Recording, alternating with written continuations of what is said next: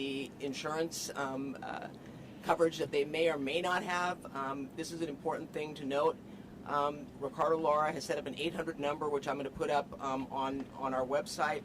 But I want you all to know that we are going to be working diligently with the state to make sure that those that are insured get the financial help they need. I'm also hearing that people, I know yesterday we announced that FEMA has set up a website, and I'm seeing that people are filling out the form and being denied. I'm following up on that to find out what is going on, because it is completely mind-boggling to me that people who have lost everything are filling out a form as told and then are getting an immediate denial.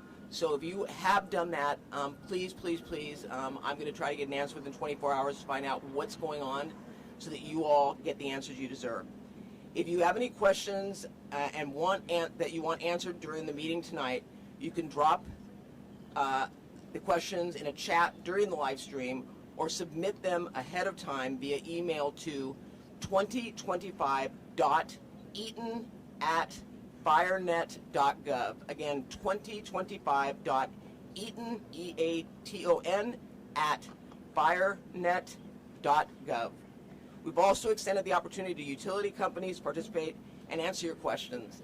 I know that's another question we're getting is, when is my power going to come on? When is my gas going to come on? These are questions that we're going to be addressing tonight, so I would encourage you all to participate. And last but not least, and I've said it, and we've got elected town council up in the Altadena area, and I know of at least 4 have lost their homes. These are elected officials that are representing the community, and I want you all to know that they are with us. They'll be there on the virtual call tonight and are very, very, very much a part of the community, and I just want to acknowledge them because it's important for us to recognize that behind every single thing you're seeing on the TV, there are people's lives who have been impacted, and it is not lost on me. So with that, I'm going to introduce now Los Angeles County Fire Department Fire Chief Anthony Maroney to give you an update on the Eaton Fire.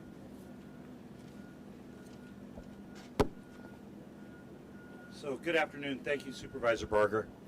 The Eaton Fire is estimated to be 13,956 acres with 3% containment. We have over 7,000 structures damaged or destroyed and 1,527 firefighting personnel on scene. Yesterday afternoon, the Eaton Fire made a run towards historic Mount Wilson. The Mount Wilson Observatory and the telescope are undamaged thanks to the efforts of our firefighters and observatory staff. No buildings or infrastructure have been damaged or destroyed at Mount Wilson. We are appreciative to our many mutual aid and out-of-state fire partners for providing assistance to Los Angeles County in our time of greatest need. The current red flag event that we are under right now will expire at 6 p.m. this evening. However, we do anticipate another red flag event beginning on Monday, and I can assure everybody that LA County will be prepared.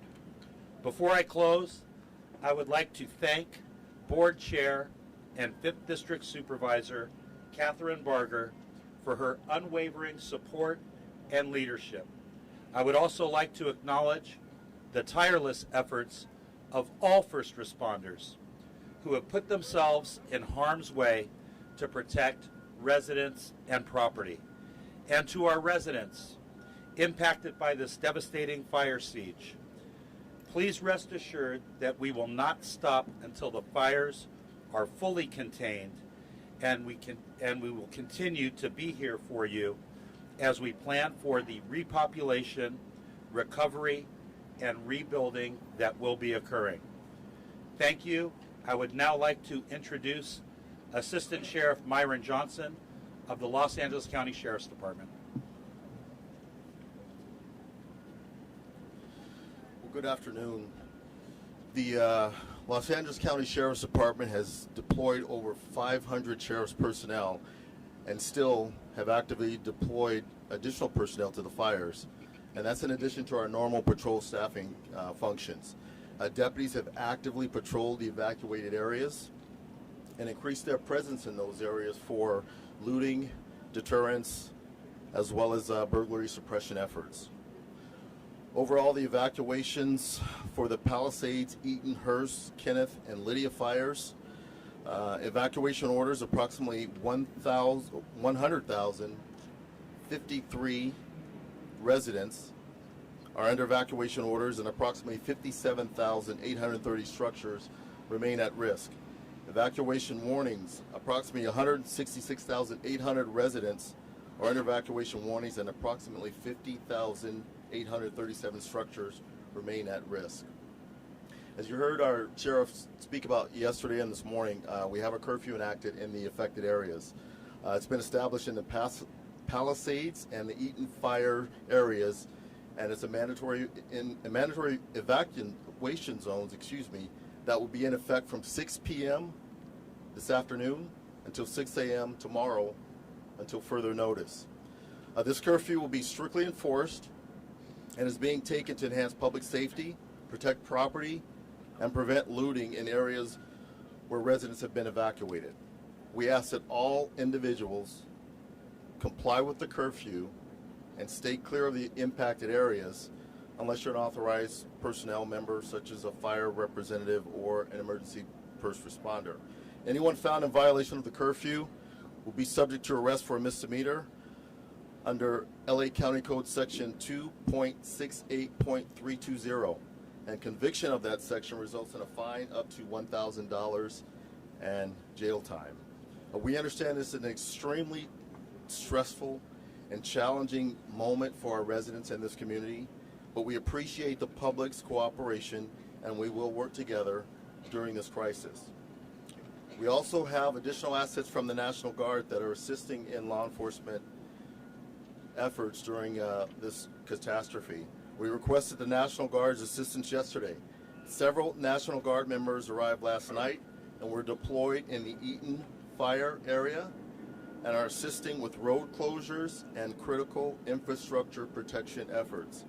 As additional National Guard personnel arrive, the Sheriff's Department will strategically coordinate their deployment to both the areas in collaboration with LAPD, Pasadena Police Department, Santa Monica Police Department, Azusa Police Department, and Arcadia Police Department. There continues to be criminal activity in the Eaton area, and we continue to make additional arrests since yesterday, but these numbers are still fluctuating, and we're gathering the information. In total, we have made about 18 arrests between Eaton and the Palisades fire, 15 in Eaton, and then 3 in Palisades. Charges include possession of narcotics, possession of burglary tools, burglary, identity theft, looting. One suspect was on active parole and was also charged with possession of a concealed firearm. Unfortunately, we have confirmed 8 deaths in our jurisdiction, 6 in the Eaton Fire area and 2 in the Palisades County area. Our Homicide Bureau is working closely with the LA County Coroner's Office to respond to any deaths that have been reported. Our detectives have started to process certain investigations related to the fire, but they have to wait for access due to the dangerous conditions that still exist, such as downed power lines, leaking gas, and spot fires that are occurring. And just as Chief Maroney indicated, I'd like to acknowledge the hardworking men and women out there on the front line making sure this community is safe, and this department is dedicated to apply every resource we have to be with you until we can get a handle on this tragic event. And now with that, I'd like to introduce Operations Section Chief Don Fergulia. Can I take liberty? I just, when I was done, I turned around and my colleague, Supervisor Janice Hahn, is here and would like to say a few words, but I want to publicly thank you, Supervisor Hahn, because I know that you've been working as Metro Chair to help navigate the transportation system as it relates to the impact of these fires. So with that, Supervisor Hahn. Thank you, Supervisor Barger. I'm here to support you in any way. These fires have not touched the 4th Supervisorial District per se. I'm here supporting you, and thank you for your tremendous leadership on this. I've been touring your communities here in Altadena, and I am, like everyone else, devastated by what I'm seeing. Thanks again to the men and women in the Sheriff's Department, the Fire Department, CAL FIRE, all the fire departments that are here. And I specifically wanted to come see some of the stations that were from the 4th District. So some of my men and women from the 4th District are here. I talked to Norwalk, Paramount, I think Commerce is here. So I just wanted to tell them thank you for coming, and just make sure everybody realizes these firefighters are not going home, right? They are here round the clock. Appreciate everybody who's feeding them, who's making sure that they have an opportunity to sleep and take naps. Thank you for that. They have been amazing. But as Supervisor Barger said, as the chair of Metro, I've been on the phone with the CEO of Metro, Stephanie Wiggins, to get regular updates about our system. Big news is we will continue the free fares throughout the weekend. So free fares on our buses and trains through the weekend. Also, our system is very resilient. Since the fire started on Tuesday, only 2% of our buses have been canceled, none for the trains. And Metro will be unveiling this afternoon an overlay map that will show the evacuation centers around the county as it relates to the Metro system and stations. So that will be available to the public this afternoon. We know that keeping people moving, even during a disaster like that, is important. So thank you. Okay. All right, good day, everybody. My name is Don Frigulia. I'm the Operations Section Chief for California Interagency Incident Management Team 5. I'm going to give you a quick operational update for the fire today. Got me now? Okay. We're going to start over here on the right flank as we're looking up the hill here in Santa Anita Canyon as we come into the community of Sierra Madre. A lot of really good progress here along the fire's edge. Mop-up patrol, and we expect to gain significant containment in this area this afternoon and this evening after we feel a little bit more comfortable and the red flag warning expires. We realize that there's a lot of work in here, and it's going to take many, many days for us to get through all the damage that has occurred here in the front country. So we ask for patience, and we know that that's not very easy, but that is what we are asking for at this time. As we move across the fire down here along the 210 corridor into Altadena area, again, this area still has a ton of activity going on in it, not just fire suppression, but also damage assessment, things of that nature. We're really diligent about what we're doing in there, and we want to continue those efforts as the days progress. As we come up here into the general area of the Jet Propulsion Laboratory, we're looking really good through all of this red on the map you see here. Boots on the ground are engaged. We're mopping rotor wing. We're using aircraft in this area to hold this corner. We know this corner is critical for us, so we're making good progress here. As we move into the forest, into the general area, Mount Wilson was already mentioned. We did have to defensive fire around that last night, and everything's looking really, really good up there. We're not out of the woods yet. We still have more work to do up there, and we're ready to receive it, though, should that become necessary. Down the hill into Chantry Flat and the Santa Anita River. Again, very challenging terrain for the troops out there. We're going to keep going after it, and in the coming days, you should see less and less smoke. So thank you very much. And next, Jason Schillinger, Unified IC.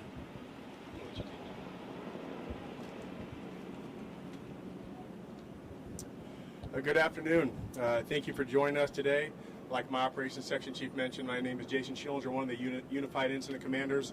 And to my side over here, I have several of my other Unified Incident Commanders with me today. First and foremost, I want to extend my deepest sympathy to the families and individuals affected by this devastating event.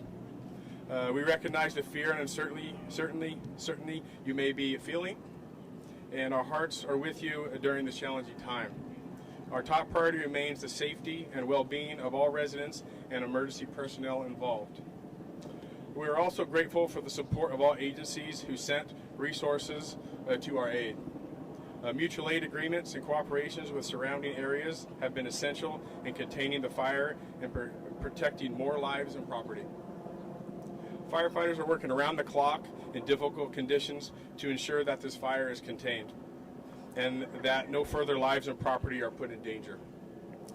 We are confident that we are making significant progress, but it's important to remain on guard and follow safety advisories. I want to remind everyone that the safety of our community and first responder is our highest priority. At this time, evacuation orders remain in place in many areas, and we urge all residents to follow the directives immediately. Our Unified Incident Command Team has been in constant contact with state and local agencies to ensure that we have the resources needed to deal with this fire. We have 2 incident management teams assigned here. One team is focusing on suppression and one team is focusing on recovery, but both of our teams are focusing on one common goal. While we are not out of the woods yet, I'm confident in our ability to continue working together and to get through this crisis. The fire will be contained and we will rebuild stronger than before. In the coming days, we will be providing additional updates as the situation evolves. It is also important to note that investigations into the cause of this fire is ongoing, and we will share the information as soon as it becomes available. We are committed to transparency and ensuring that all factors are thoroughly examined. I ask for you continued cooperation and patience. Please remain alert to updates from local authorities, and if you have not already done so, follow all the evacuation orders and advisories. We will continue to work relentlessly to ensure that the situation is resolved and quickly as possible. Thank you for your time. Thank you. And before we open it up to questions, I want to acknowledge State Senator Sasha Renee Perez, who's been to each and every one of these press briefings. Thank you for being such an incredible representative, as well as Assembly Member John Harabadian. Thank you as well. And also our city representative from the city of La Cañada Flint Ridge, Michael Davitt. Thank you for being here.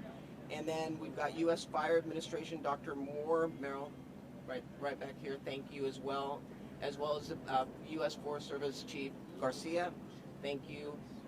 So with that, we will open it up. Oh, I'm sorry. We've got our fire chiefs from the city of Sierra Madre, Chief Bartlett, fire chief from the city of Pasadena, Chad Augustine.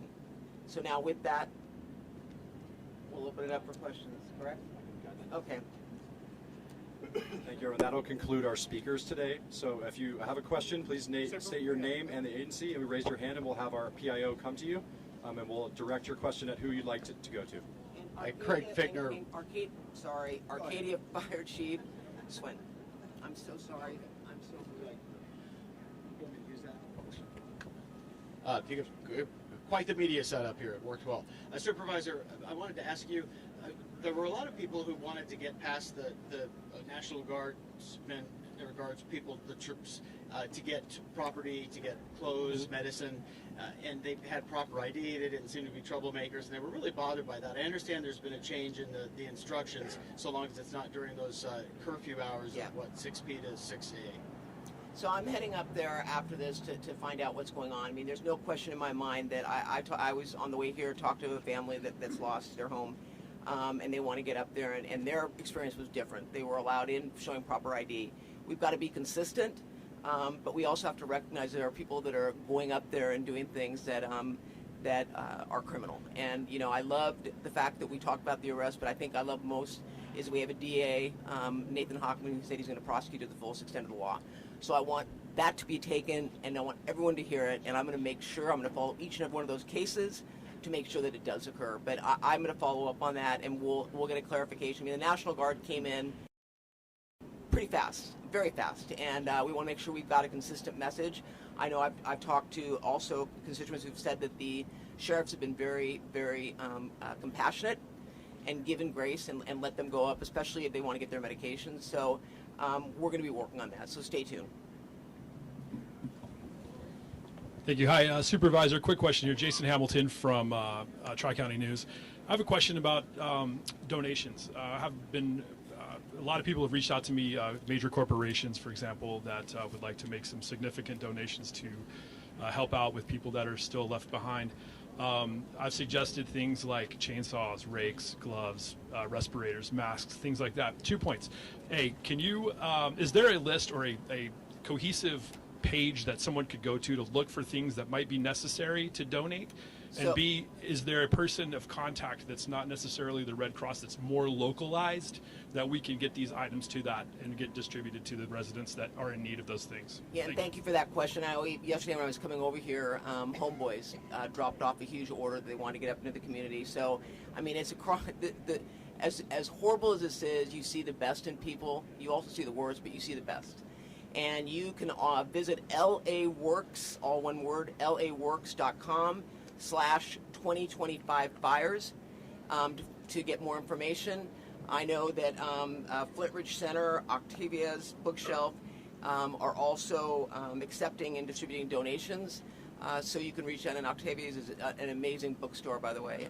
But you can go ahead and reach out to them as well. They're accepting donations, and they're going to distribute them into the community. Okay, thanks. Thank you. And we'll make sure through our Emergency Operations Center that the information is up there as well, because we are getting asked about that. And I would say this, and the DA touched on it this morning. You've got scams taking place. You've got GoFundMe that are not legitimate. Please go to a website, and if it doesn't pass the smell test, or if it sounds too good to be true, run it by you call my office, for God's sakes. I'll flush it out for you, but please do not fall for these scams. And I'm sorry that I even have to say it, but especially the GoFundMe. I've talked to people that already have seen GoFundMe, and they take a picture off of Facebook and put it up there of a family, and they say, we're devastated, we lost everything, and then you see the donations start. And they start low, by the way, with the donation amount they want, and then they keep increasing it.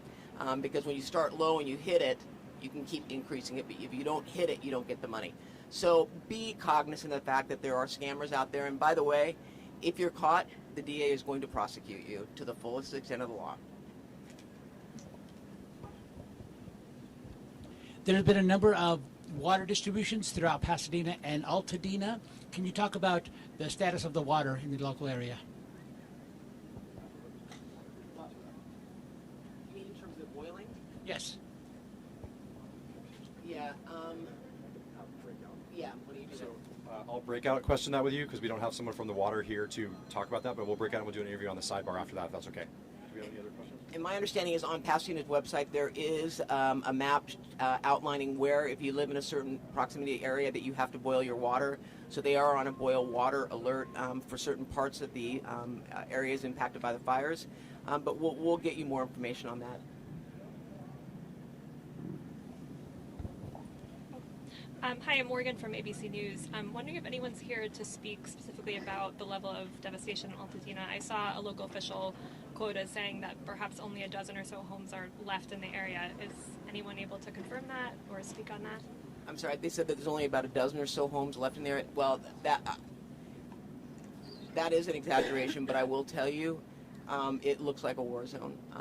I've never seen anything like it. You can go blocks where there's no homes, and then you go a block where you'll see a little bit of smoldering on a tree, but none of the homes have been impacted. We don't have a final number yet, do we, Chief Maroney? No, we don't. No, but there's no question that especially around Eaton Canyon, I was absolutely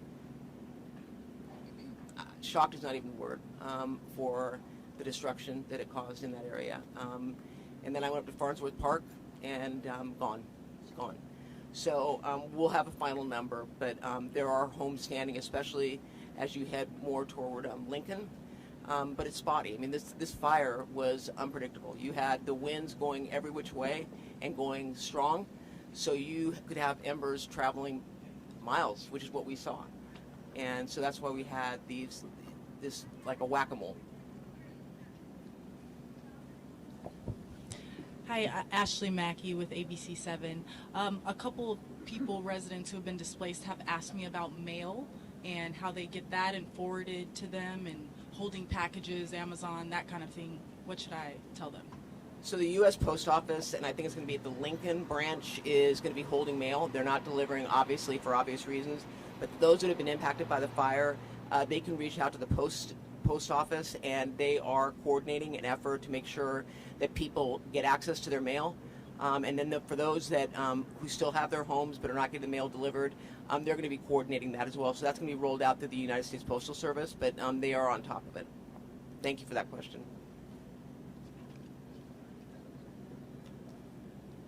That will conclude our press conference. Anyone that would like to break out, we'll have Spanish-speaking PIOs along with other POs on the side. Thank you all for coming, and stay safe out there.